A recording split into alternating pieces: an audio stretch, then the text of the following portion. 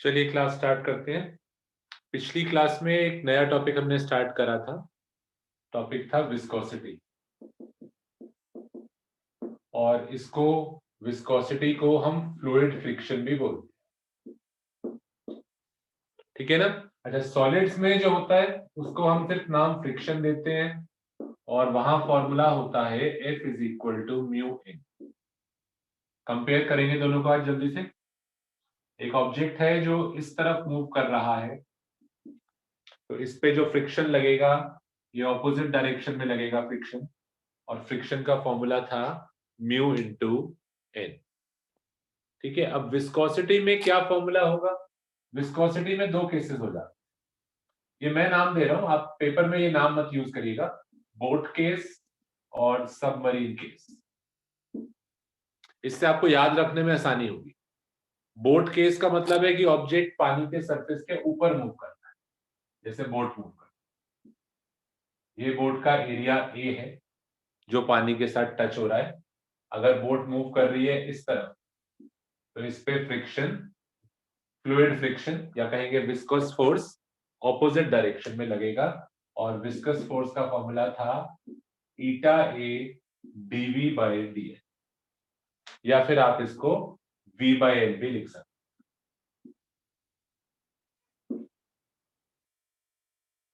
ठीक है ना। इसकी कोई डेरिवेशन नहीं थी, वैसे ये डायमेंशन से डेराइव करा जा सकता है, पर हमारे सिलेबस में इसकी एज सच कोई डेरिवेशन नहीं। अच्छा, इसका दूसरा केस था जब ऑब्जेक्ट पानी के अंदर मूव कर रहा हो, जैसे कि कोई फिश है या कोई सबमरीन है जो पानी के अंदर मूव कर रहा है। इस फॉर्मूले को बोलते हैं स्टोक्स लॉ,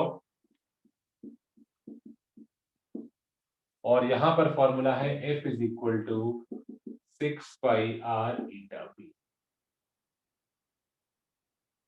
तो ये हमने लास्ट क्लास में दोनों रिजल्ट्स पढ़े थे, और अब इसको हम कंपेयर करेंगे फ्रिक्शन से। मैंने आप लोगों को होमवर्क दिया था। होमवर्क था कि आपको दो डिफरेंसेस और दो सिमिलैरिटीज बतानी है फ्रिक्शन और विस्कोसिटी के बीच, between solid friction and fluid friction. पहले हम डिस्कस करेंगे दो सिमिलैरिटी। हाँ चलो, कौन बताना चाहेगा? Similarity, what is the similarity between these two? Sir, both opposes the relative motion. Simple सी बात है बहुत, both oppose the relative motion. दोनों जो हैं वो मोशन को अपोज करते हैं। ध्यान से देखो, ये वाला फोर्स, बोट जा रही है आगे तो विस्कस फोर्स लग रहा है पीछे। सेम इस केस में ऑब्जेक्ट जा रहा है आगे तो फ्रिक्शन फोर्स लग रहा है पीछे। तो दोनों की जो डायरेक्शन है वो अपोज कर रहा है रिलेटिव मोशन। दोनों ही रिलेटिव मोशन को अपोज करते हैं। ठीक है, तो एक सिमिलैरिटी हो गई। एक सिमिलैरिटी और बता सकते हो कोई? The both both act depend on tangentially in the nature opposite of direction of surface. motion. So both depend on nature of surface. हाँ, वो भी कह सकते हो, both depend upon the nature of surfaces. यहाँ पे क्या चीज थी जो नेचर ऑफ सरफेस पे डिपेंड कर रही Mu. थी? म्यू। म्यू था। आपके सरफेसेस स्मूथ है या रफ है? यहाँ पे क्या चीज है जो सरफेसेस पे डिपेंड करती है? ईटा। तो ये भी कह सकते हो नेचर ऑफ सरफेसेस पे डिपेंड करते हैं। ये भी कह सकते हो आप कि ये दोनों सिर्फ तब एक्ट करते हैं जब ऑब्जेक्ट के मूव करने की टेंडेंसी होती है। अगर बोट खड़ी हुई है पानी में तो कोई विस्कस फोर्स नहीं लगेगा। ऐसे ही ऑब्जेक्ट अगर रखा हुआ है, मूव करना चाहता ही नहीं है, तो फ्रिक्शन नहीं लगेगा। तो they act only when there is a tendency to move. जब मूव करने की टेंडेंसी होती है तो ही लगते हैं। बोट अगर खड़ी हुई होगी ना, प्लीज ध्यान रखना, बोट अगर पानी में खड़ी हुई है तब नहीं लग रहा होगा विस्कस फोर्स, क्योंकि तब तो वो मूव करना ही नहीं चाहती। सेम चीज यहाँ पे है। अगर ब्लॉक रखा हुआ है, मैं उसको धक्का दे नहीं रहा, सिर्फ रखा हुआ है ब्लॉक, मैं आपसे पूछता हूँ फ्रिक्शन कितना लगेगा? लगेगा ही नहीं लगेगा फ्रिक्शन। फ्रिक्शन तो तब लगेगा ना जब ऑब्जेक्ट मूव करने की कोशिश करेगा। तो सेम विस्कस फोर्स में भी है, तभी लगेगा जब ऑब्जेक्ट की मूव करने की टेंडेंसी होगी। ठीक है ना। अच्छा चलिए, अब दो सिमिलैरिटीज हो गई। अब दो डिफरेंसेस भी बताइए। The viscosity depends upon the velocity of gradient and area of contact. Sir, but friction force depend नहीं करता. सबसे पहला हमारा जो सबसे इंपॉर्टेंट डिफरेंस है, सबसे इंपॉर्टेंट डिफरेंस जो है वो है कि विस्कस फोर्स जो है, बहुत ध्यान से सुनना, ये important difference is important.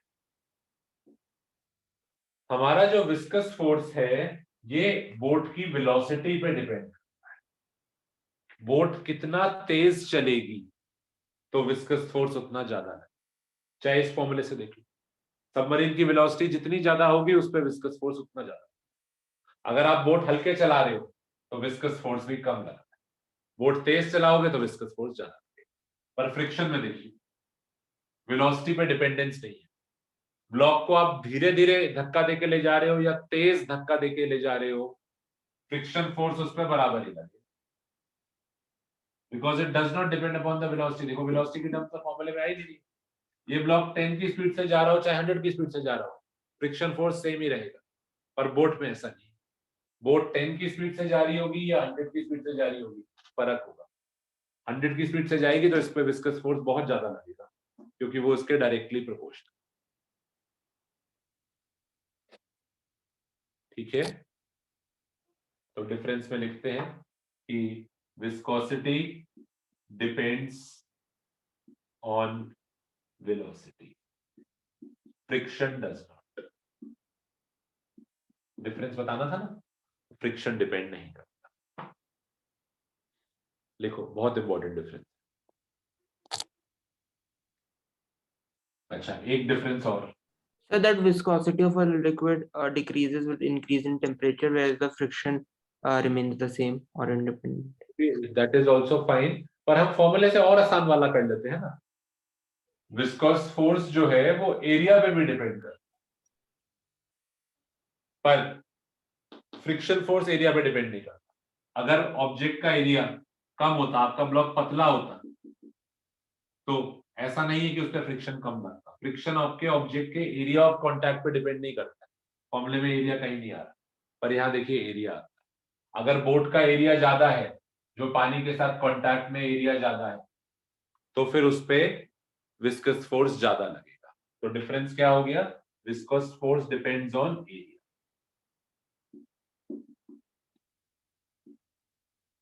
Friction does not depend on area.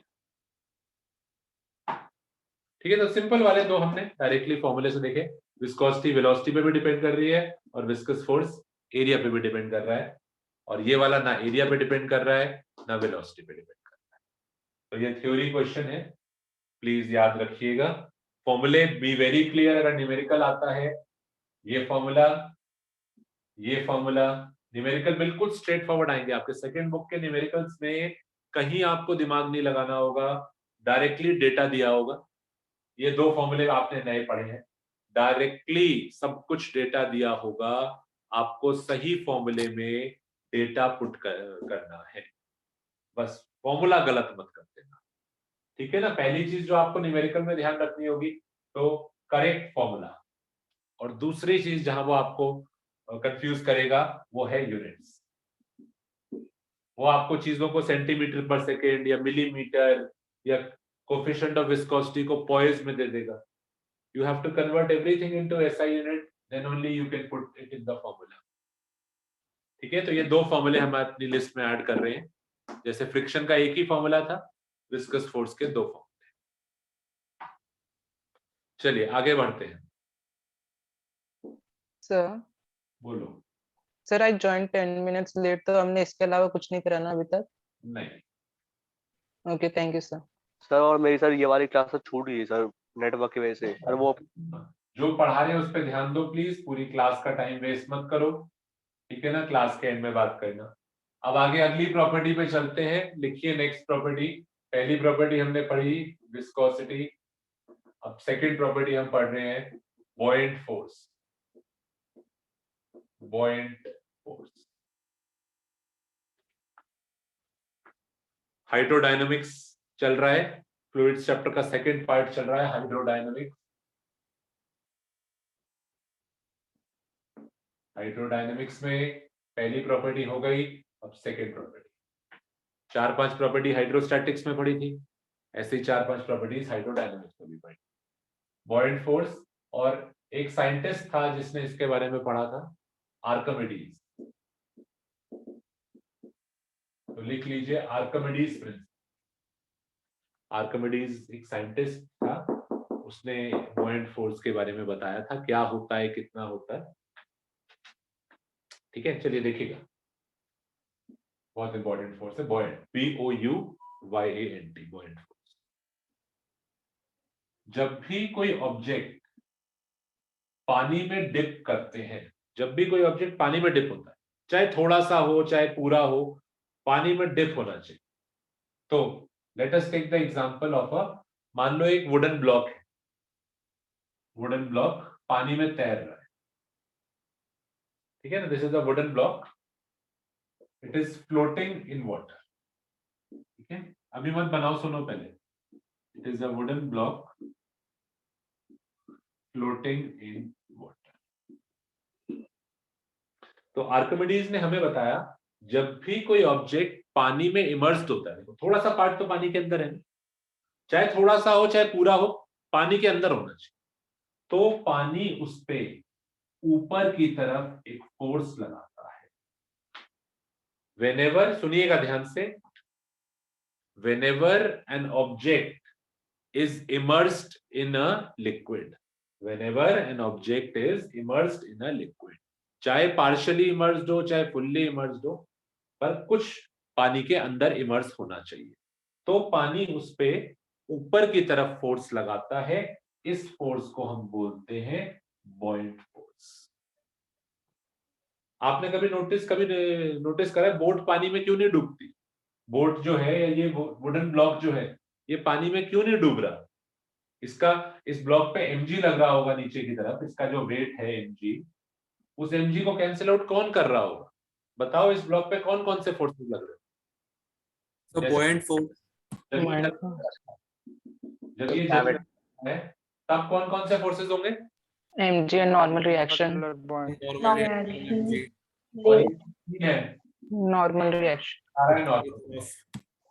अब पानी में जब रखा है, पानी में जब ये रखा है, mg तो लग रहा है, उसको बैलेंस कौन कर रहा है? यहाँ नॉर्मल रिएक्शन नहीं है कोई चीज। नॉर्मल रिएक्शन तभी होती थी जब वो जमीन पे रखा होगा, पानी नॉर्मल रिएक्शन नहीं लगाता है। पानी उस पे जो फोर्स लगाता है वो सिर्फ तब लगाएगा जब वो पानी के अंदर इमर्स हुआ, कुछ हिस्सा पानी के अंदर होना चाहिए।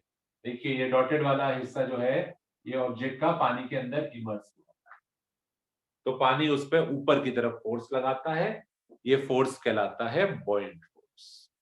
और बोट क्यों तैरती है पानी में, या जो भी चीज फ्लोट करती है, आप पानी में जब स्विमिंग करते हैं तो आप नीचे क्यों नहीं चले जाते? क्योंकि पानी आप पे बॉयंट फोर्स लगा रहा है। या चलो अपनी बात भी छोड़ो, एक बोट का बात करते हैं, बोट क्यों नहीं डूब रही, या ये लकड़ी का ब्लॉक जो है ये क्यों नहीं डूबता? स्ट्रीमलाइन बॉडी होती है, बॉयंट फोर्स लगाता है, और बॉयंट फोर्स उसके वेट को क्या कर लेता है? Cancel out, Balanced. अगर कोई कहता है कि अगर बैलेंस आउट ना कर पाए, सपोज करो एक केस दूसरा देखते हैं, एक दूसरा केस देखते हैं, ये तो वुडन ब्लॉक था।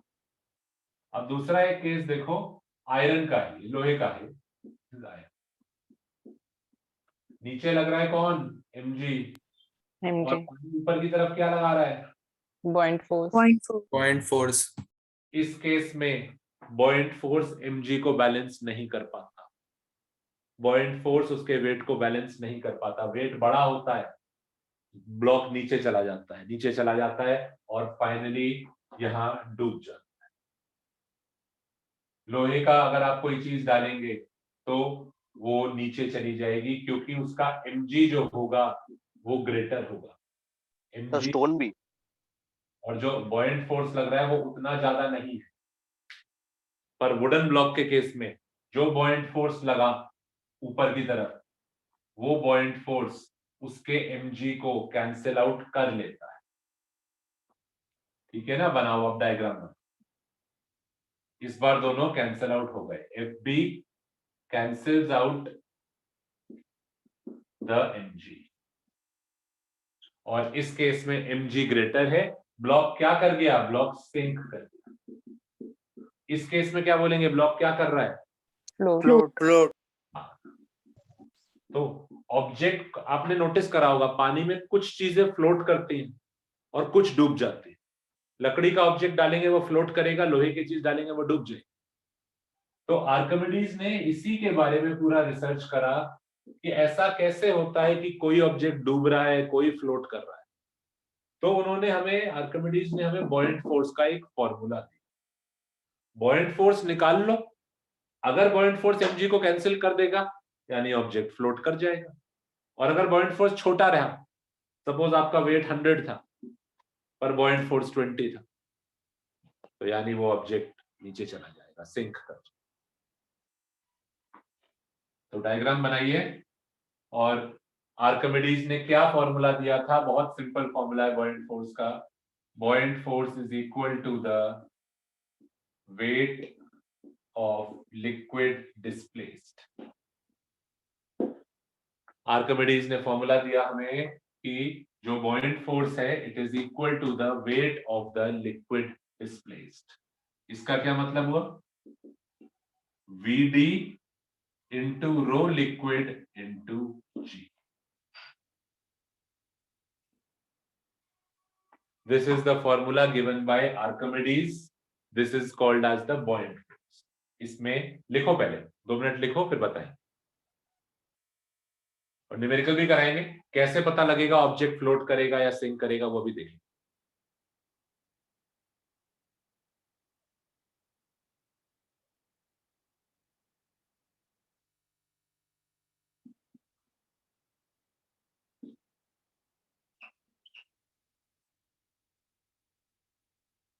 पहले कोई डाउट है तो बताइए। सर ये FB सेंटर से बनाना है? सेंटर पे जैसे mg सेंटर लगता है ऐसे ही, अभी आपको हम रोटेशन नहीं पढ़ रहे तो फोर्स कहां लग रहा है उससे है कोई फर्क नहीं पड़ता, पर अभी सब सेंटर से ही पास करो, सेंटर एक्सिस से ही सब पास।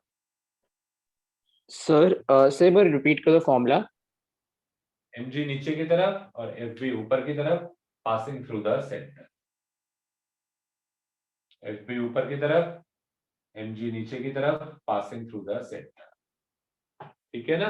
अब डिसाइड कैसे होगा सिंक करेगा या फ्लोट करेगा, वो fb की वैल्यू डिसाइड। अगर बॉयंट फोर्स इसके बराबर हो गया तो बस, जैसे बोट है, बोट तैर रही है, ना ऊपर जा रही, हवा में नहीं उड़ रही, और ना पानी के अंदर जा रही, डूब भी नहीं रही, यानी दोनों फोर्सेस कैंसिल आउट हो रहे हैं। यानी हम बॉयंट फोर्स निकालेंगे इस फॉर्मूले से और वो mg के बराबर होगा। सर अगर mg से ग्रेटर हुआ तो भी फ्लोट करेगा ना? अगर mg से बड़ा हुआ तो वो ऊपर की तरफ आ जाएगा ऑब्जेक्ट। अगर तुम लॉजिक अप्लाई करो ना, ऑब्जेक्ट किधर मूव करता है बताओ, जिधर की तरफ बड़े वाला फोर्स।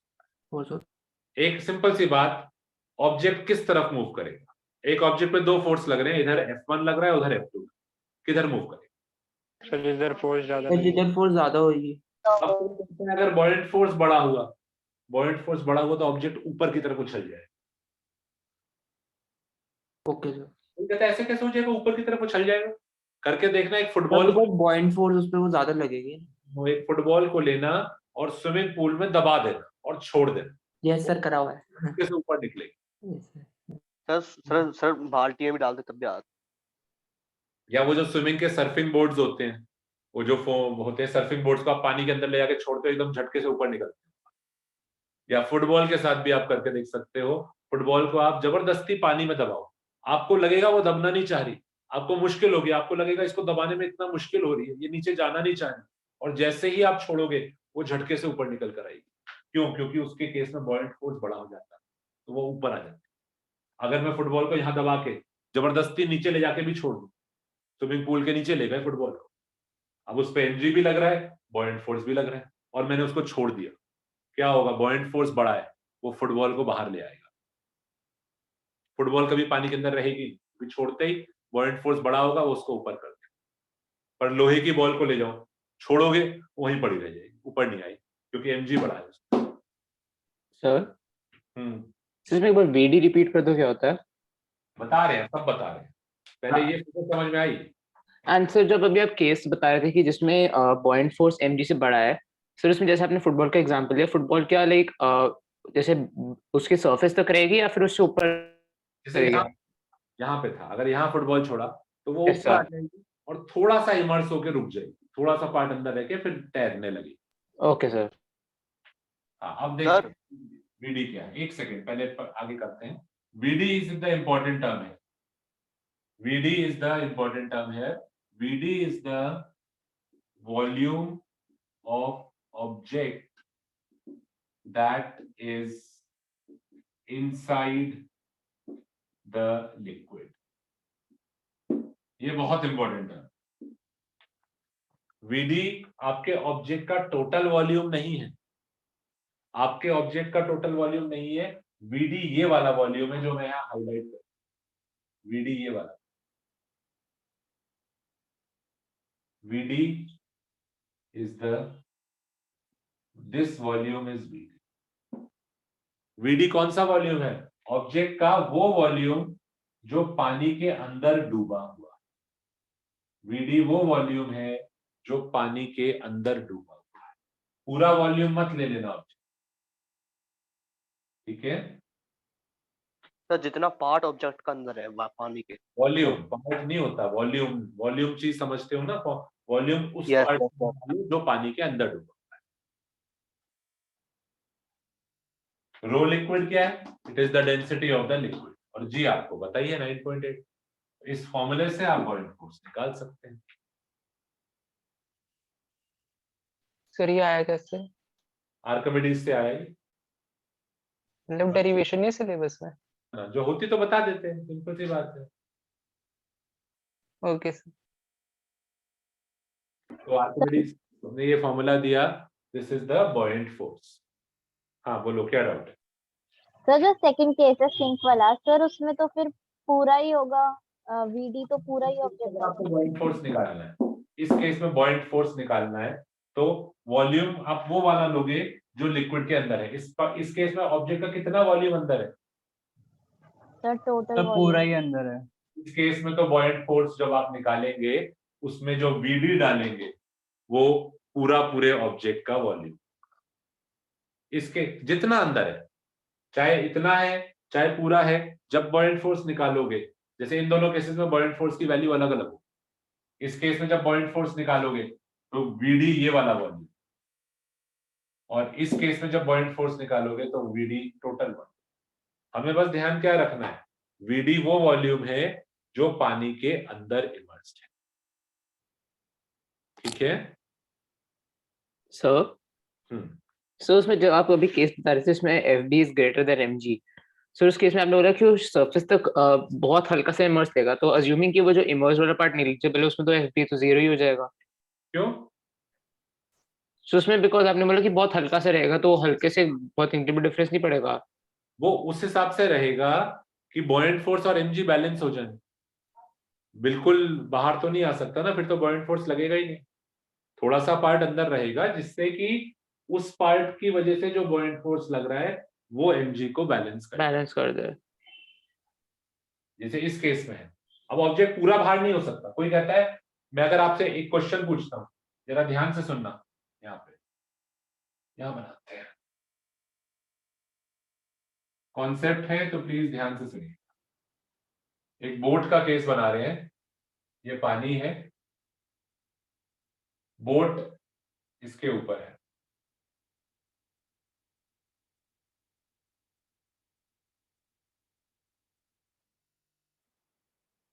इन रियलिटी जब बोट्स चलती हैं तो कौन से वाला केस सही होता है, ए या बी? Sir B case. सभी ए क्यों नहीं? क्योंकि ए इमर्स नहीं आ रहा। इमर्स ही नहीं है, बॉयंट फोर्स ही नहीं लगेगा। पॉइंट फोर्स लगेगा कैसे फिर? ये बात, जब भी बोट चलेगी, बोट पानी में जब भी होगी ना, वो कुछ ना कुछ पानी में डूबी भी हो, बिल्कुल पानी के ऊपर नहीं हो सकती। कोई कहता है क्यों नहीं हो सकती? अच्छा ये केस बताओ, अगर बोट मानो बिल्कुल पानी के ऊपर है तो VD कितना है? What is the volume of the object that is inside the liquid? 0 zero. Boat का कितना हिस्सा, बोट का कितना वॉल्यूम पानी के अंदर डूबा हुआ है? 0। VD 0 है। जीरो। का मतलब इस पे बॉयंट फोर्स तो लगेगा ही नहीं। और अगर बॉयंट फोर्स ही नहीं लगेगा तो mg को बैलेंस कौन करेगा? mg को तो बैलेंस करने वाला कोई होगा ही नहीं, तो यानी ये केस पॉसिबल नहीं।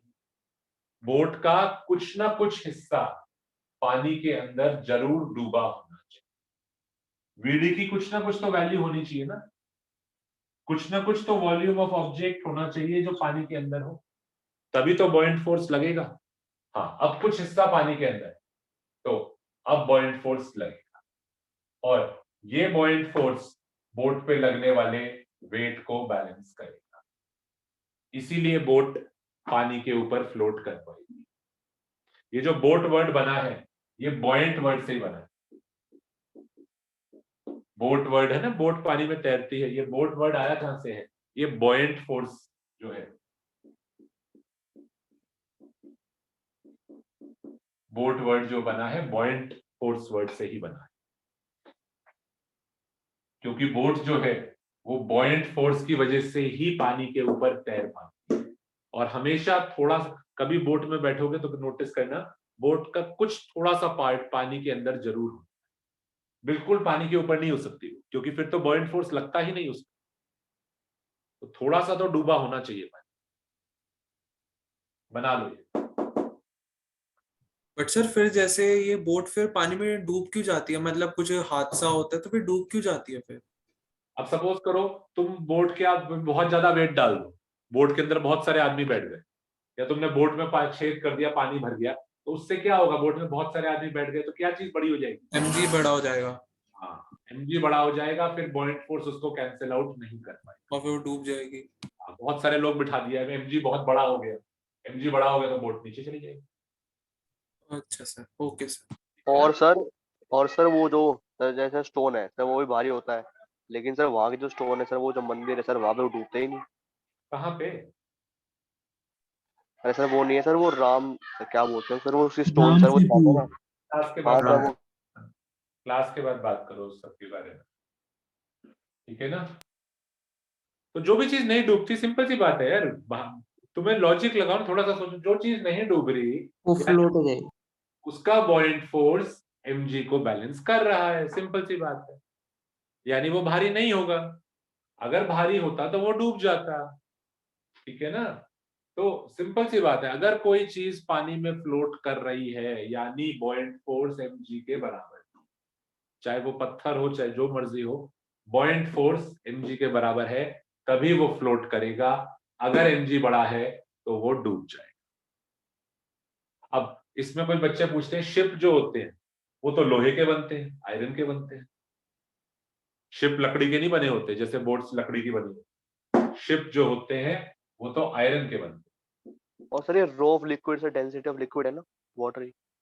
अब शिप तो आयरन के बने हैं, आयरन तो भारी होता है, तो आयरन की तो डूब जाना चाहिए, पर शिप नहीं डूबता, क्योंकि देखो शिप में क्या फंडा होता है, शिप हालांकि बना आयरन का है। बॉडी होती है ना सर, स्ट्रीमलाइन बॉडी होती है ना। शिप में एक नीचे रोम होता है।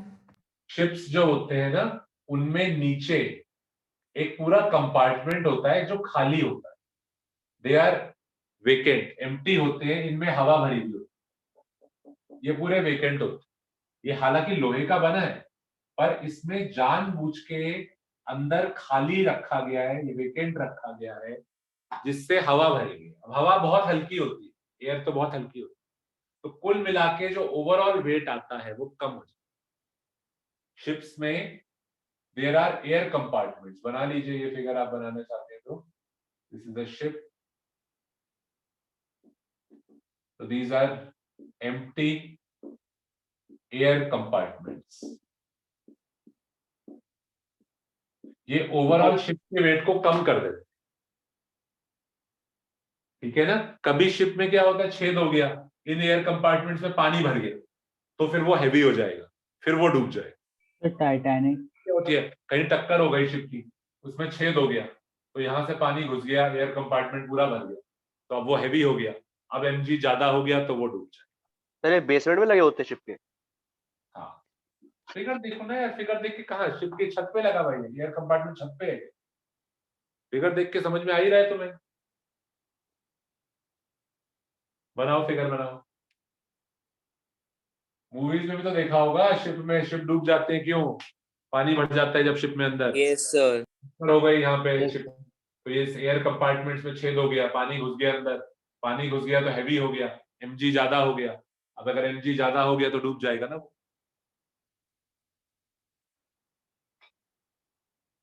तो सारा सब कुछ डिसाइड mg और बॉयंट फोर्स से होता है। अगर mg ज्यादा हो जाएगा, बहुत सारे लोग बोट में चढ़ गए, mg ज्यादा हो गया, डूब जाएगी बोट। ठीक है,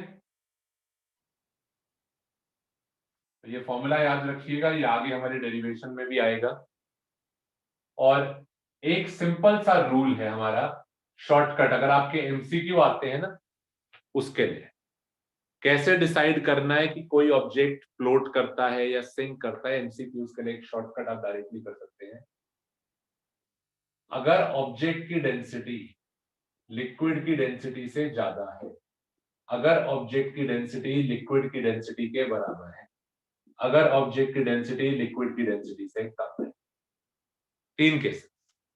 रो ऑब्जेक्ट क्या है? It is the density of the object, हमारा ऑब्जेक्ट जो है उसकी डेंसिटी। रो लिक्विड क्या है? लिक्विड की डेंसिटी। तो पहला केस, ऑब्जेक्ट की डेंसिटी ज्यादा है, तो इस केस में ये सिंक करेगा, it will sink to water. अगर डेंसिटी बराबर है तो it will float but fully immersed.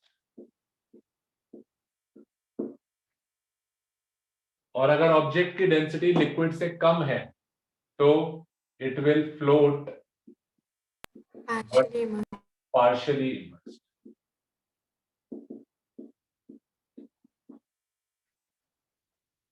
MCQs में आप ये डायरेक्टली शॉर्टकट लगा सकते हैं कि डिसाइड कैसे होगा। तीनों केसेस में यहाँ पे फिगर में बना भी देता हूं, तीनों केसेस। इसमें हमारा तीनों नहीं है, यहां बना देते हैं तीनों।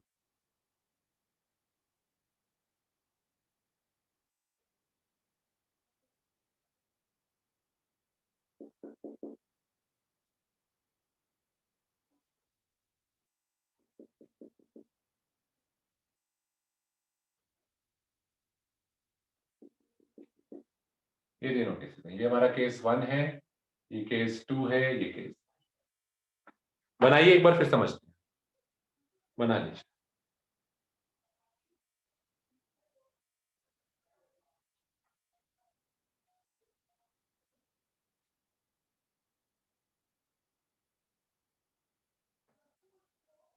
देखो फर्स्ट वाले केस में ऑब्जेक्ट की डेंसिटी लिक्विड की डेंसिटी से ज्यादा है, ऑब्जेक्ट की डेंसिटी आपके लिक्विड की डेंसिटी से ज्यादा है, तो क्या होगा? It will sink to the water, नीचे डूब जाएगा। आप कहीं पे भी रखो, यहां रखो, यहां रखो, यहां रखो, छोड़ोगे तो वो नीचे डूब जाएगा।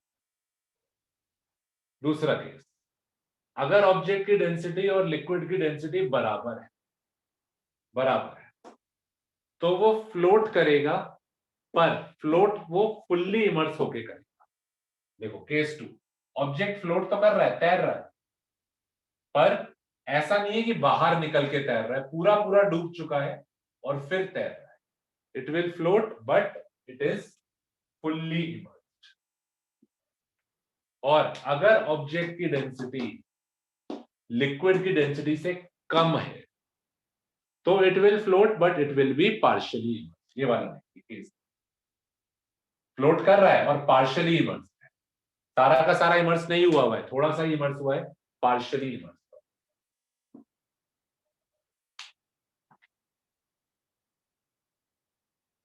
अब मैं आपको एक क्वेश्चन देता हूं। पानी की जो डेंसिटी है वो होती है 1000 kg पर मीटर क्यूब, और आइस की जो डेंसिटी है वो हम लेते हैं 950 kg पर मीटर क्यूब। बताइए आइसबर्ग होगा, अगर इफ देयर इज कोई सी है, there is an iceberg, sir iceberg कौन से केस में होगा? 1, 2 या 3? सर 3 आइसबर्ग पूरा पूरा डूब के नीचे चला जाएगा, या पूरा पूरा डूबा होगा और फ्लोट करेगा, या थोड़ा सा डूबेगा थोड़ा बाहर रहेगा?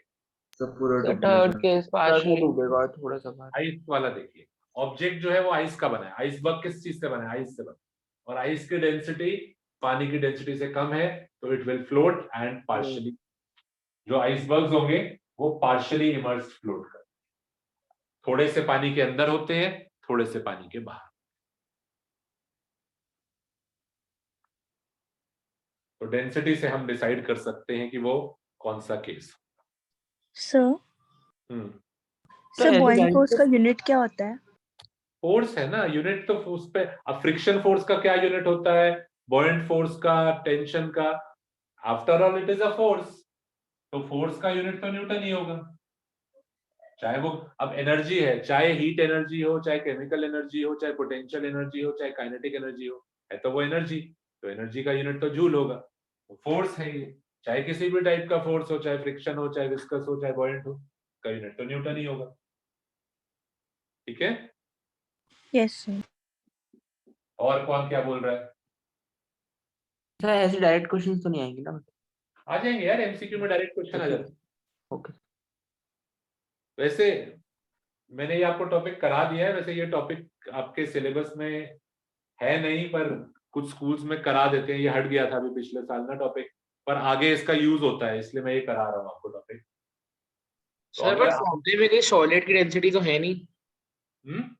सर फॉर्मूला जो है उसमें सॉलिड की डेंसिटी तो मेंशन है नहीं, मतलब जो ऑब्जेक्ट है इस फॉर्मूले में। Yes sir. हाँ, तो बॉयंट फोर्स कितना लग रहा है वो सॉलिड पे डिपेंड नहीं करता। आप बॉयंट फोर्स ऑब्जेक्ट पे कितना लग रहा है वो लिक्विड पे डिसाइड होता है, लिक्विड की डेंसिटी से डिसाइड होता है। तो सर फिर हम लोग जब ये डिसाइड करें जो शॉर्टकट वाली चीज थी सर, फिर हम लोग इसमें क्यों ले रहे हैं ऑब्जेक्ट डेंसिटी? तो ऑब्जेक्ट की डेंसिटी से डिसाइड होगा ना, mg जो होगा ऑब्जेक्ट पे, जो नीचे mg लग रहा है, ऑब्जेक्ट का मास, ऑब्जेक्ट का मास जो होगा वो तो ऑब्जेक्ट की डेंसिटी से डिसाइड होगा ना। और बॉयंट फोर्स किससे डिसाइड होगा, जो ऊपर की तरफ लग रहा है? बॉयंट फोर्स में कौन आ रहा है बोलो? लिक्विड की डेंसिटी। हाँ, और ऑब्जेक्ट का जो mg होगा, मास, मास में क्या आएगी, ऑब्जेक्ट की डेंसिटी आएगी। Yes sir. है ना, तो इस m में ऑब्जेक्ट की डेंसिटी आएगी, और बॉयंट फोर्स में किसकी डेंसिटी आ रही थी फॉर्मूले में? Sir liquid. हाँ, तो देखो ना, दोनों आ तो गए। लिक्विड की डेंसिटी डिसाइड कर रही है ऊपर वाला फोर्स, ऑब्जेक्ट की डेंसिटी डिसाइड कर रही है नीचे वाला। अगर ऑब्जेक्ट की डेंसिटी ज्यादा है तो वो सिंक करेगा, ऑब्जेक्ट की डेंसिटी कम है तो वो फ्लोट करेगा। ये वहीं से आई है कंडीशन, बॉयंट फोर्स से। Okay sir. क्योंकि mg में तो ऑब्जेक्ट की डेंसिटी आएगी ना, mass is equal to volume of the object into density of the object, तो वहां तो रो ऑब्जेक्ट आएगा। और बॉयंट फोर्स के फॉर्मूले में लिक्विड की डेंसिटी आ रही है, तो दोनों आ जाएंगे ना आपके कंपैरिजन। Yes sir. चलिए आगे बढ़ते हैं। ये मैंने आपको इसलिए कराया है बॉयंट फोर्स का टॉपिक क्योंकि ये आगे यूज होता है, अदरवाइज सिलेबस में से ये लास्ट ईयर ये टॉपिक हट गया था, बट हमें ये पता होना चाहिए आगे के टॉपिक समझने के लिए। एज सच इस पे न्यूमेरिकल्स नहीं आएंगे, इसलिए मैंने सीधा शॉर्टकट आपको लिखवा दिया। बस ये फॉर्मूला याद रखो क्योंकि ये आगे यूज होगा। चलो नेक्स्ट, अब हम थर्ड प्रॉपर्टी में चलते हैं। फर्स्ट था विस्कोसिटी, सेकंड था बॉयंट फोर्स, अब थर्ड है। देखिए थर्ड अगेन बहुत इंपॉर्टेंट टॉपिक है, टर्मिनल वेलोसिटी। और मार्क करिए इंपॉर्टेंट, इस पे आपके लैब में एक प्रैक्टिकल भी है, कर पाएंगे नहीं कर पाएंगे वो अलग बात है, पर प्रैक्टिकल है आपके सिलेबस में। ठीक है ना, हो सकता है कराएं स्कूल में, हो सकता है ना कराएं, पर समझ लीजिए टॉपिक क्या है। लिखो हेडिंग, पे शुरू करेंगे, पहले लिख लो। ठीक है ना, अब देखो क्या मतलब है टर्मिनल वेलोसिटी का।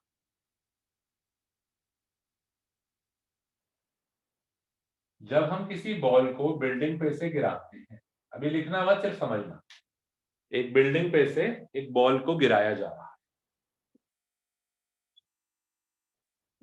u0 है, बताओ इसका मोशन एक्सेलरेशन होता है या कांस्टेंट वेलोसिटी होता है? Acceleration. There is acceleration due to gravity. Gravity. Due to gravity 9.8 metre per second square, इसको आप approximately 10 metre per second square भी बोल देते हैं। अब एक्सेलरेशन का मतलब क्या है कि इसकी स्पीड धीरे धीरे बढ़ रही है। इंक्रीज हुई है। बढ़ेगी। इसकी स्पीड आप भी मत बनाओ, सिर्फ सुनो। मैं इस बात को कैसे शो कर रहा हूं, मैं धीरे धीरे एरो को बड़ा कर रहा हूं। इसकी स्पीड पहले 0 थी, फिर लेटर से 10 हो गई, फिर 20, फिर 30, फिर 40, फिर 50, फिर 60, फिर 70, फिर 80। और आपको स्पीड निकालनी थी यहाँ पर कितनी होगी, तो आप फॉर्मूला लगा के निकाल सकते हो, v square minus u square is equal to 2a। Simple logic है, हम निकाल। चलिए करके देखते हैं क्लास 9 का क्वेश्चन।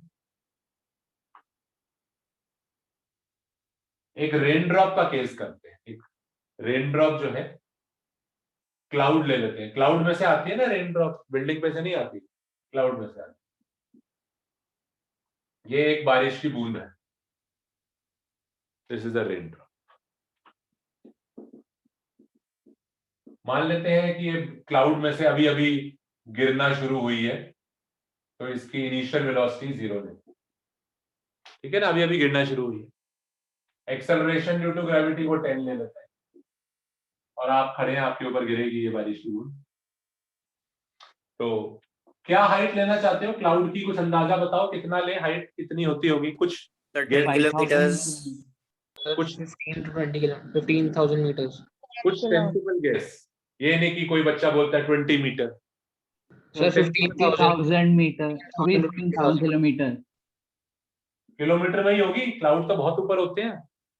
जब तुम एरोप्लेन में बैठे होते हो तब तुम्हें वहां पे क्लाउड तक पहुंचते हो, तो 8-10 किलोमीटर इसकी हाइट होगी। तो 8 किलोमीटर ले लेते हैं sir. Clouds are at a height of several kilometres. 6-7 kilometre, 8 kilometre की हाइट पे होते हैं। जब एरोप्लेन उड़ते हैं तो वो क्लाउड्स में से जाते हैं। तो लेट अस टेक 8 किलोमीटर। चलो अब जरा बताओ कि जब ये बारिश की बूंद तुम्हारे सर पे गिरेगी तो किस स्पीड से आके ये टकराए, तुम्हारे पे इसकी स्पीड कितनी होगी। जरा क्लास 9th का फॉर्मूला लगाओ और निकालो कि इसकी स्पीड कितनी 4√10. बोलो मत, इसमें ह्यूमन का तो हाइट का कुछ प्रॉब्लम नहीं है ना। ज्यादा दिमाग मत चलो। चैट बॉक्स में भेजो कि ये किस स्पीड से तुम्हारे सर पे टकराए। करिए सब लोग, please take part in the class, तभी कुछ चीजें समझ में आएंगी। क्लास 9th या 8th का क्वेश्चन दिया है। एक ऑब्जेक्ट 8 किलोमीटर की हाइट से गिर रहा है, इनिशियल स्पीड 0 है, फाइनल स्पीड निकालनी है, एक्सेलरेशन ड्यू टू ग्रेविटी है 10। फॉर्मूला लगा दो सीधा सीधा, v square minus u square is equal to 2a। और रियल लाइफ सिनेरियो इमेजिन करना, तुम बाहर खड़े हो, बारिश की बूंद तुम्हारे सर पे आके टकरा। चलो देखते हैं u कितना है 0। 2, एक्सेलरेशन है 10, s को क्या डालो 8। Yes sir. 8,000 किलोमीटर नहीं कन्वर्ट करोगे क्या, कितना डालोगे। सर 8,000। हाँ 8। बताइए v कितना आता है। तो 400। 8,000, 80,000, 1,60,000। 400 meters per second. 400। Yes Yes. 400, यानी ये बारिश की बूंद आपके सर पे आके टकराएगी at a speed of 400 metre पर।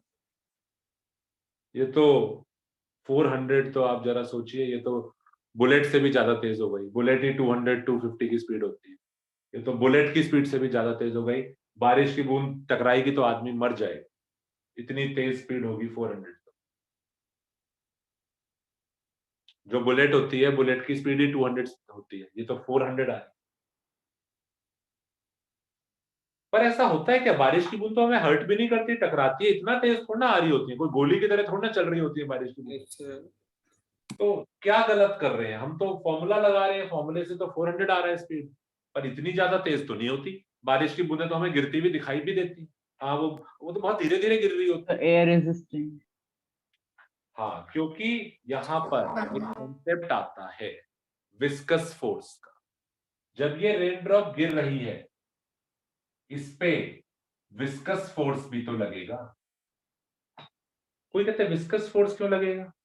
विस्कस फोर्स क्यों लगेगा? क्योंकि ये एयर है, एयर भी तो फ्लूइड है। हम जो चैप्टर पढ़ रहे हैं उसकी क्या नाम है उसका? Properties of fluids. आपको मैंने पहली ही क्लास में बताया था कि जो लिक्विड की प्रॉपर्टी होती है गैसेस की भी वही प्रॉपर्टी होती है। जैसे लिक्विड्स में विस्कस फोर्स लगता है, जैसे लिक्विड्स में बॉयंट फोर्स लगता है, तो वैसे ही गैसेस में भी लगता है। आपने हो सकता है वर्ड सुना हो एयर रेजिस्टेंस। एयर रेजिस्टेंस क्या चीज है? एयर रेजिस्टेंस आपका विस्कस फोर्स ही तो है। Air resistance is same as the viscous force. आज तक हम विस्कस फोर्स को निग्लेक्ट करते आए थे, पर अब नहीं करेंगे। रेनड्रॉप का मोशन विस्कस फोर्स से ही डिसाइड हो रहा। रेनड्रॉप इतना तेज स्पीड में क्यों नहीं आ पा रही? कौन उसको रोक रहा है? विस्कस फोर्स ही रोक रहा है। बॉल के केस में आप इसको निग्लेक्ट कर सकते थे, बॉल बहुत भारी होती है, पर रेनड्रॉप बहुत छोटी है, विस्कस फोर्स को भी कंसिडर करना पड़ेगा। अगर विस्कस फोर्स नहीं होता तो देखो कितनी तेज हो जाती स्पीड, तो बारिश की बूंद से ही आदमी मर जाता। पर रेनड्रॉप को स्लो डाउन करने का काम एयर रेजिस्टेंस का ही होता है। बट अब हम एयर रेजिस्टेंस वर्ड यूज नहीं करेंगे, अब हम टॉपिक पढ़ चुके हैं, अब हमें पता है सही टर्म क्या है। Now we will use the correct word, we will call it as the viscous force. और यहाँ विस्कस फोर्स का कोई बच्चा बता सकता है? इस पे विस्कस फोर्स तो लग रहा होगा ऊपर की तरफ, कौन सा वाला फॉर्मूला यूज होगा? ईटा ए वी बाई एल या 6 पाई आर ईटा वी? 6 पाई वाला। 6 पाई आर। सब लोग इस रेनड्रॉप पर जो विस्कस फोर्स लग रहा है, क्योंकि ये एयर में है, air is also a fluid, air भी फ्लूइड है, एयर भी विस्कस फोर्स लगाती है जैसे पानी लगाता है। तो कौन सा केस है ये? बोट केस है या सबमरीन केस हुआ? सबमरीन एयर के अंदर। रेनड्रॉप एयर के अंदर मूव कर रही है, एयर के ऊपर नहीं चल रही, वो एयर के अंदर मूव कर रही है, तो इस पे विस्कस फोर्स लगेगा। तो ये कॉन्सेप्ट अब हम स्टडी कर रहे हैं, इस टर्मिनल वेलोसिटी। तो कैसे लगेगा विस्कस वाला? अभी समझेंगे क्या होगा। देखिए क्या होगा।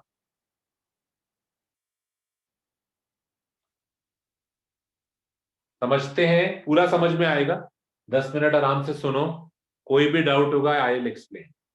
मैं आपको अब इसी चीज को, टर्मिनल वेलोसिटी को, विस्कस फोर्स को, पूरा एक एक्सपेरिमेंट के थ्रू समझाऊंगा। ये वही एक्सपेरिमेंट है जो आपको लैब में करना भी। Please listen very carefully.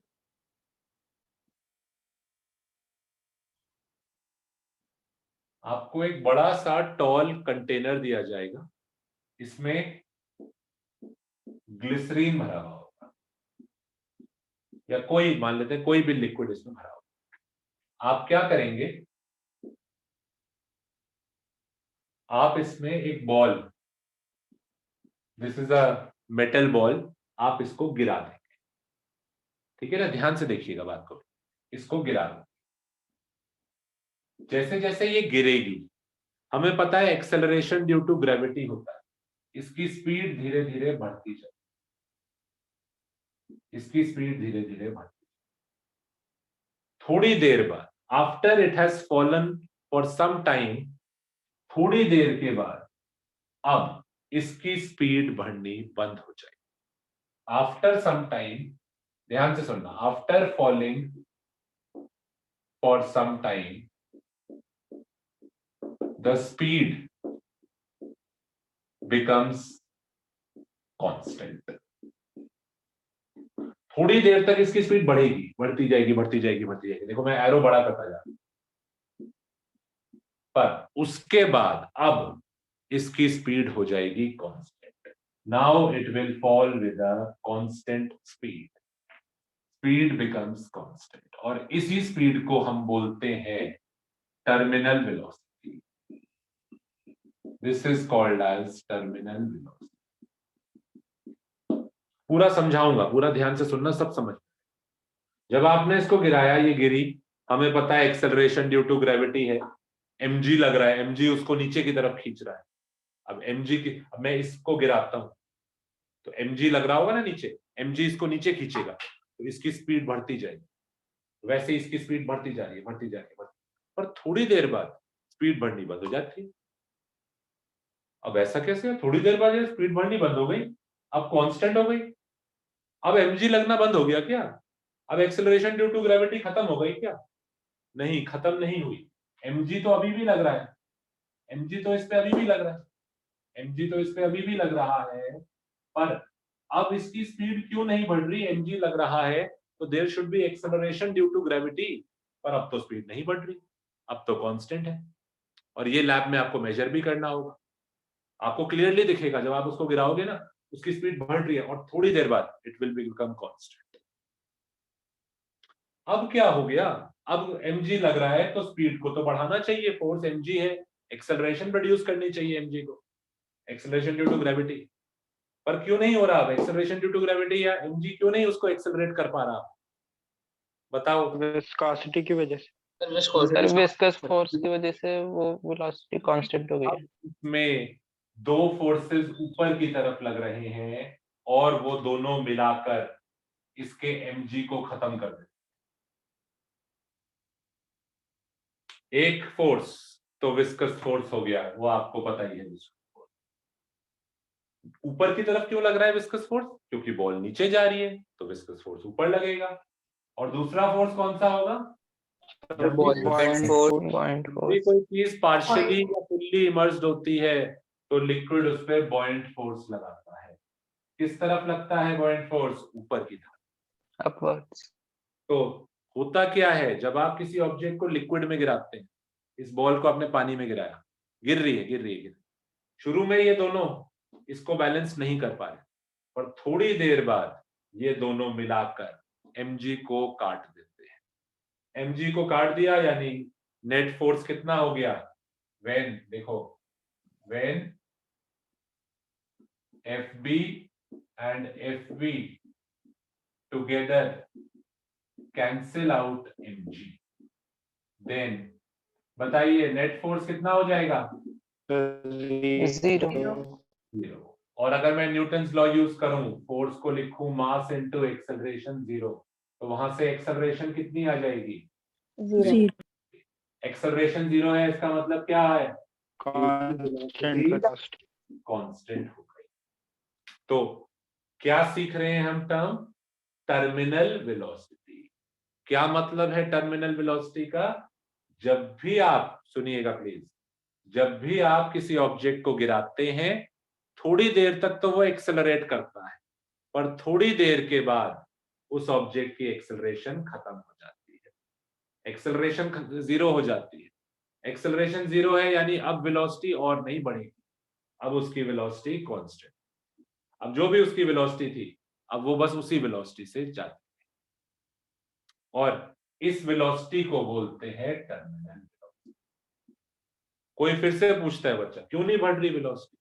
क्योंकि mg कैंसिल आउट हो गया, इन दोनों ने मिलाकर mg को खत्म कर दिया। अब फोर्स ही नहीं रहा तो एक्सेलरेशन प्रोड्यूस कौन करेगा? mg ही था जो नीचे की तरफ एक्सेलरेट कर पा रहा था, पर इन दोनों ने mg को खत्म कर दिया, अब mg बचा ही नहीं, तो there will be no acceleration. तो बॉल की जो भी स्पीड थी अब नहीं बढ़ पाएगी। और लेट अस से बॉल की स्पीड थी 5 मीटर पर सेकेंड, बढ़ रही थी 10 metre per second, 15 metre per second, 20 metre per second, 25 metre per second.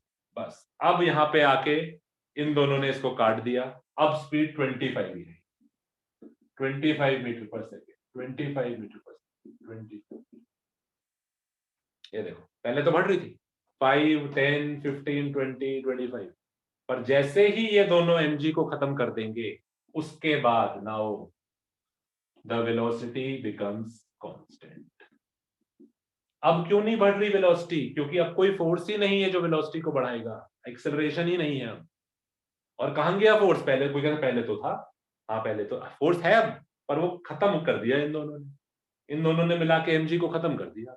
लग तो रहा है mg, पर वो कैंसिल कर दिया, इसलिए अब फोर्स खत्म हो गया और अब उसकी स्पीड और नहीं बढ़ रही। सर ये एयर के लिए भी होता है, मतलब कोई अगर तुम हवा में फेंक रहे हैं? रेन ड्रॉप नहीं है। अभी जो क्लाउड वाला एग्जांपल हम आपको बता रहे थे, जब बारिश की बूंद गिरती है तो देखो क्या होता है, उसकी स्पीड बढ़ती है 5 metre per second, 10 metre per second, 15 metre per second, 20 metre per second. थोड़ी देर बाद क्या होता है रेन ड्रॉप पर, जो बॉयंट फोर्स है और जो विस्कस फोर्स है ये मिलाकर mg को खत्म कर देते हैं। तो उसकी स्पीड जितनी थी, अब 20 थी ना, अब 20 ही रहेगी, अब 20 ही रहेगी, अब 20 से ज्यादा नहीं बढ़ेगी। अब चाहे वो कितना नीचे और जाए उसकी स्पीड 20 ही रहेगी। तो तुम्हारे सर पे जब वो गिरेगी तुम्हें दर्द नहीं होगा, क्योंकि वो स्पीड बहुत ज्यादा तेज नहीं। अगर ये दोनों, सुनना बात को मेरी, अगर ये दोनों मतलब विस्कस फोर्स और बॉयंट फोर्स mg को कैंसिल नहीं कर पाते तो फिर रेन ड्रॉप 20, 30, 40, 50, 60, 400 की स्पीड पे आती, फिर वो तुम्हें बुलेट की तरह आके टकराती। पर ये दोनों लोग मिलाकर mg को कैंसिल कर देते हैं। तो जैसे ही mg कैंसिल होता है, जैसे ही mg कैंसिल होता है उसके बाद स्पीड कांस्टेंट रहती है, उसके बाद स्पीड और इंक्रीज नहीं होती, और उस स्पीड को बोलते हैं टर्मिनल वेलोसिटी। सर अगर एक नॉर्मल बॉल है और उसको हमने ड्रॉप किया है सरफेस से, तो उसका भी सेम ही केस होगा, उसमें भी स्पीड है? उसको टर्मिनल वेलोसिटी तक आने के लिए बहुत टाइम लगेगा, क्योंकि वो सरफेस पे जाके रुकेगी। उसको टर्मिनल रुकेगी नहीं, मैंने ये कहा रुकी है। हाँ मतलब कम हो जाएगी स्पीड, स्पीड उसकी कांस्टेंट होने की, रुक नहीं, मैंने ये थोड़ा कहा रुक गई वो। हाँ मतलब आई यूज द रॉन्ग वर्ड। हाँ मतलब और सर ये एक्सपेरिमेंट वाटर के साथ करा गया है ना? वो तुम्हारे कराएंगे नहीं कराएंगे अलग बात। तो इसका फॉर्मूला भी होता है? करेंगे, डिराइव करेंगे। पहले कॉन्सेप्ट समझिए कि टर्मिनल वेलोसिटी है क्या और क्यों अटेन कर रहा है object. Why the speed is not increasing forever? Why it increases in the beginning, but after that the speed becomes constant. तो ये कॉन्सेप्ट आपको समझना चाहिए, स्पीड कांस्टेंट क्यों हो गई। बच्चे ये नहीं समझ पाते। कुछ बच्चे सोच रहे हैं ये रुक गई, रुकी नहीं है रेन ड्रॉप, वो अभी भी गिर रही है, पर अब उसकी स्पीड नहीं बढ़ रही। 25 की स्पीड है, 25, 25, 25, 25, 25, 25 से ही गिर, स्पीड बढ़ नहीं रही। क्यों नहीं बढ़? क्योंकि स्पीड बढ़ाने वाला फोर्स कट गया, mg जो था उसको इन दोनों ने काट दिया। क्या अप्रोक्सीमेट वैल्यूज दिया है, तो यार ने अप्रोक्सीमेट वैल्यूज दिया था, आपने कुछ भी लिया ना जो आपने 20, 25 करेंगे ना फॉर्मूला। चलो करते हैं डिराइव, फिर डाउट देखते हैं। सर प्लीज टाइम खत्म होने वाला है, फिर एक बार डेरिवेशन कर लेते हैं, फिर एंड में डाउट देखते हैं। हाँ, तो हमें टर्मिनल वेलोसिटी की डेरिवेशन के लिए इन दोनों को मिलाकर किसके बराबर कर देना है? mg के। हाँ, तो डेरिवेशन लिखो, सब हेडिंग डेरिवेशन लिखो, सब हेडिंग डेरिवेशन। और बहुत सिंपल है अगर कॉन्सेप्ट समझोगे तो FB plus FB equal to mg। देखो ना, दोनों मिलाकर mg के बराबर हो गए, कट गए। ये ऊपर वाला फोर्स, नीचे वाला फोर्स कट गया, खत्म बात। वेलोसिटी नेट फोर्स 0 हो गया। नेट फोर्स 0 हो गया का मतलब ये नहीं ऑब्जेक्ट रुक गया। नेट फोर्स 0 का मतलब है एक्सेलरेशन 0।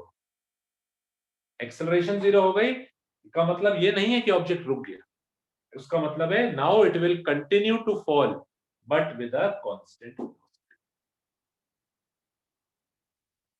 तो चलो बोलो फॉर्मूला बोलो। FV plus FB equal to mg में FV का फॉर्मूला 6 पाई r eta। ये v जो है ये वेलोसिटी है, और वेलोसिटी को ही हम टर्मिनल वेलोसिटी बोलते हैं।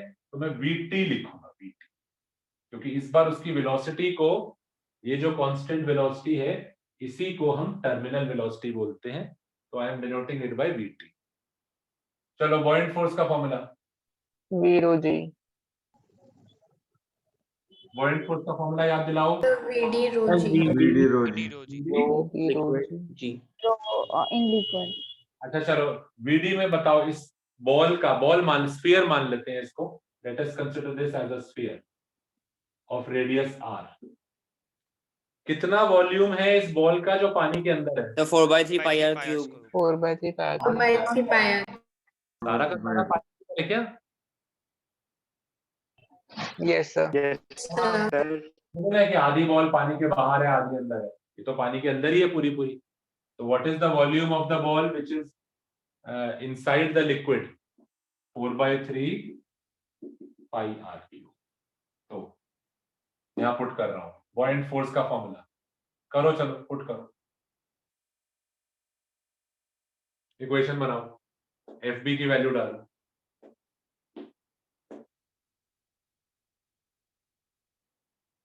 आप लोग अपने आप करो, 4/3 pi r cube rho liquid into जी।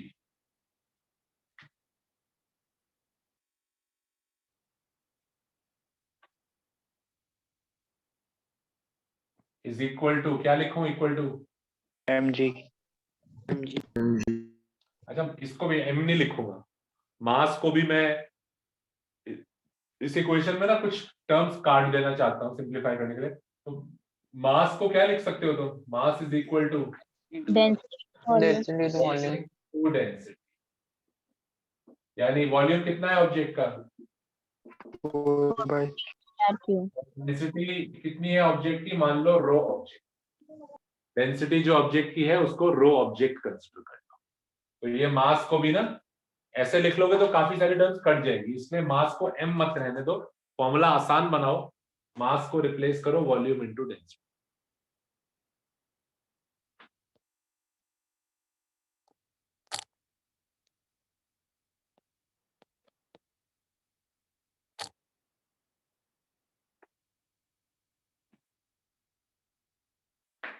करिए प्लीज, जल्दी नहीं करा रहे हो, जल्दी जल्दी नहीं कर रहे, आराम से करो। मैंने क्या इक्वेशन बनाई है? F V plus F B बराबर एम जी। एफ वी का फॉर्मूला आपको पता है 6 पाई आर थीटा बी, और बॉयंट फोर्स का फॉर्मूला ये था वॉल्यूम ऑफ द ऑब्जेक्ट जो पानी के अंदर है। यहाँ तो सारा का सारा वॉल्यूम ऑब्जेक्ट का पानी के अंदर ही है, पूरी पूरी बॉल पानी के अंदर ही है। तो वीडी को मैंने 4/3 पाई आर क्यूब पुट करा, rho liquid g equal to mg के बराबर करना। करिए, जिन बच्चों को समझ में आ गया है वो डेरिवेशन कंटिन्यू करिए। अगर आपको कॉन्सेप्ट समझ में आ गया ना, अगर समझ में आ गया, आप डेरिवेशन रटने की जरूरत ही नहीं, अपने आप करो। अब आप में से मैं एक्सपेक्ट करता हूँ कई सारे बच्चे अपने आप ही डेरिवेशन करें। कोई बच्चा बस ये पूछता है डिराइव करना क्या है? डिराइव आपको टर्मिनल वेलोसिटी का फॉर्मूला डिराइव, यानी ये वीटी डिराइव करें। तो बस इक्वेशन लिखो, रीअरेंज करके वीटी डिराइव कर दो। करो, जिनको समझ में आ गया वो करो। You have to derive VT, terminal velocity.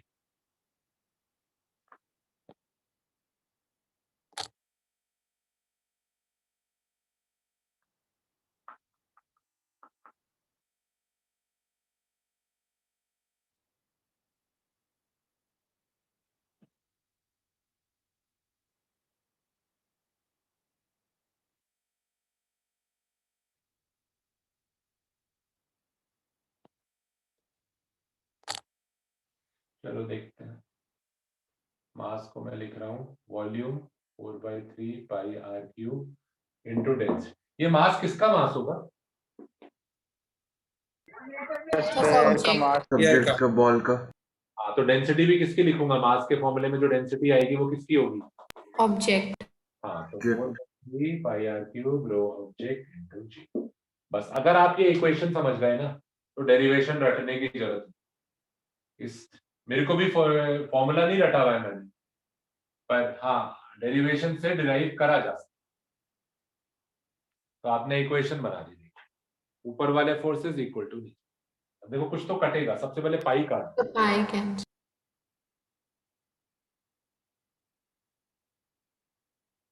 अब हमें ये v निकालना है ना, तो ये वाली जो टर्म है इसको इधर लिया, तो आर भी कट हो जाएगा। एक आर कट जाएगा। तो सर आर क्यूब पूरा कट जाएगा। यस सर, आर स्क्वायर बच जाएगा। हाँ, एक आर कटेगा ना, आर क्यूब थोड़ा ना कटेगा, इसमें थोड़ी ना आर क्यूब। तो सिर्फ आर।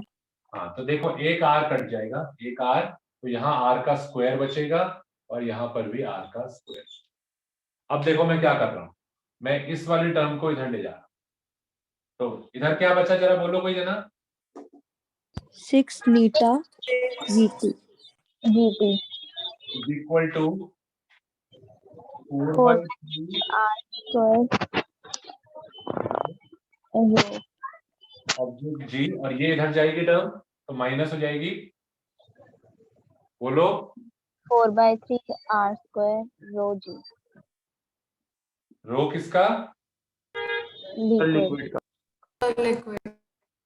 ये देखो देखो अब मैं जल्दी नहीं करा रहा हूँ, आप लोग कह रहे थे जल्दी जल्दी हो रहा है, तो मैंने आराम से लिखा है। मैंने पहले पाई और आर कैंसिल कराए, फिर इसको इधर ले गए हैं, इसको इधर ले गए हैं, तो 4/3 R स्क्वायर रो ऑब्जेक्ट जी, 4/3 R square rho object g, और ये इधर आया है तो minus.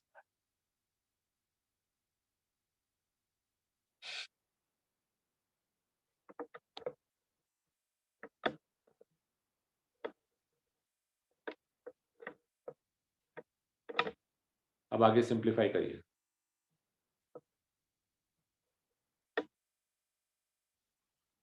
Four by three r square g common ले लो ना यहां से, तो और 6 को नीचे ले आओ, 6 इंटू 3 18 हो जाएगा। देखते हैं 6 eta v t is equal to 4/3 r square g rho object minus rho liquid. अब ये 6 और ईटा नीचे ले आइए, यहाँ अभी नीचे 3 है ना, बस यहाँ नीचे 3 है, अभी दोनों का 3 कॉमन था। 6 और ईटा भी नीचे ले आओ, तो इंटू 6 ईटा नीचे।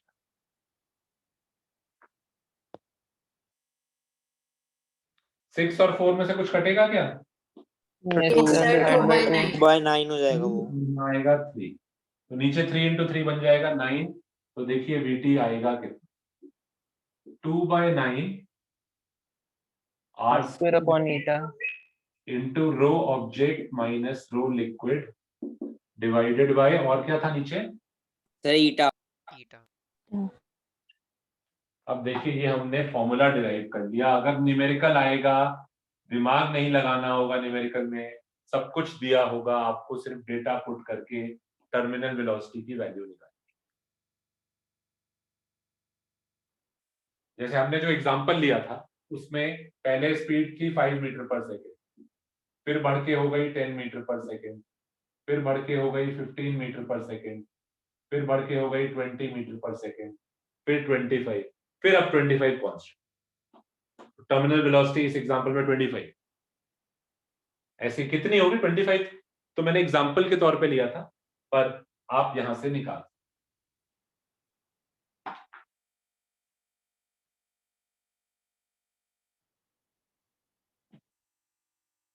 देखिए समझ में आया है या नहीं आया।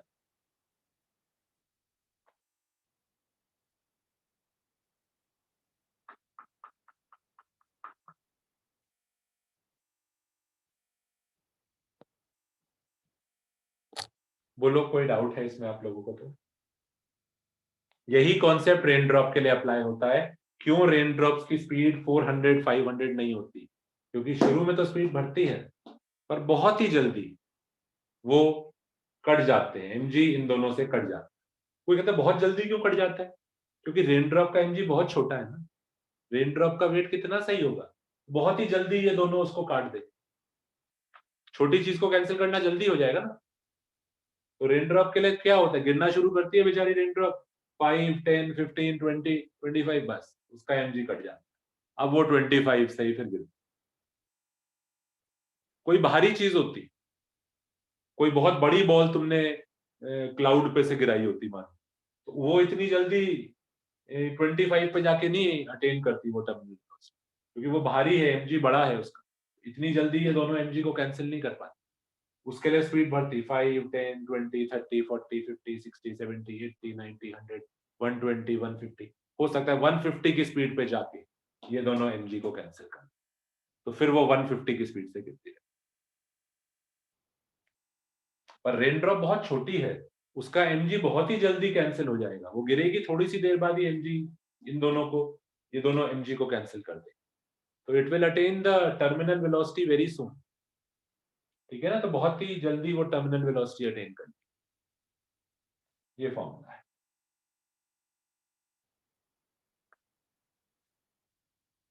अब सपोज करो यहां से सॉल्व करके, 5 मिनट अभी और लेंगे बस लास्ट। सपोज यहां से सॉल्व करके it comes out to be 15 metre per second. हमने सॉल्व करा और यहां से आंसर जो आया वो 15 मीटर पर सेकेंड आया। कोई पूछता है इसका मतलब क्या है? Terminal velocity 15 I, what does it mean? आपने न्यूमेरिकल करा, न्यूमेरिकल में आपकी टर्मिनल वेलोसिटी मान लीजिए 15।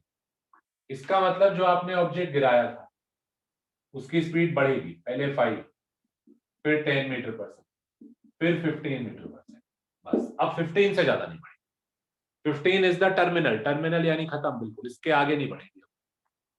तो अब 15 ही रहेगी। अब लाइफ लॉन्ग अगर ये गिरती भी रहेगी तो स्पीड अब 15 मीटर पर सेकेंड ही रहेगी। It will not go beyond this value. शुरू में बढ़ी है 5, 6, 7, 8, 9, 10, 11, 12, 13, 14, 15। 15 के बाद नहीं बढ़ेगी। क्यों नहीं बढ़ेगी? क्योंकि कोई फोर्स अब है ही नहीं जो उसकी स्पीड को बढ़ा सकता। तो दिस इज द न्यूमेरिकल के लिए आप formula, this formula you will use. और रेन ड्रॉप का इस पे थ्योरी क्वेश्चन आ सकता है कि रेन ड्रॉप्स आपको इतना तेज क्यों नहीं हिट करती। तो रीजनिंग क्वेश्चन में समझा देना कि ये दोनों mg को कैंसिल कर देते हैं, acceleration 0, speed constant, it is called as the terminal velocity. ठीक है, या तो ये रीजनिंग क्वेश्चन आएगा या फिर इस पे न्यूमेरिकल आएगा। चलिए ठीक है, कुछ डाउट है तो देखते हैं। आपका एक होमवर्क क्वेश्चन है, इसका पीडीएफ खोल लीजिए प्लीज एक बार। इसका जो पीडीएफ ग्रुप पे शेयर करा है, चैप्टर 10 नोट्स का जो पीडीएफ है, मैं उसको दोबारा से भेज देता हूँ अगर नहीं आप लोगों को मिल रहा है। दोबारा से मैंने भेज दिया। इसका पेज 1 2 पेज 3 खोल लीजिए। पेज 3 के एंड में 2 क्वेश्चंस हैं, वो आपने ट्राई करने होंगे, वो आपका होमवर्क है। Page 3 there are 2 question. एक तो वो रेन ड्रॉप वाला ही है जो बता चुका हूँ मैं, दूसरा न्यूमेरिकल है, वो ट्राई करना। सर उसे एक्सप्लेन करना रेन ड्रॉप वाले को, मतलब ऐसे। हाँ वो देख लो ना, वहां दे रखा है, कर लेना होमवर्क में। कल है, कल की क्लास में हम होमवर्क क्वेश्चंस डिस्कस करेंगे।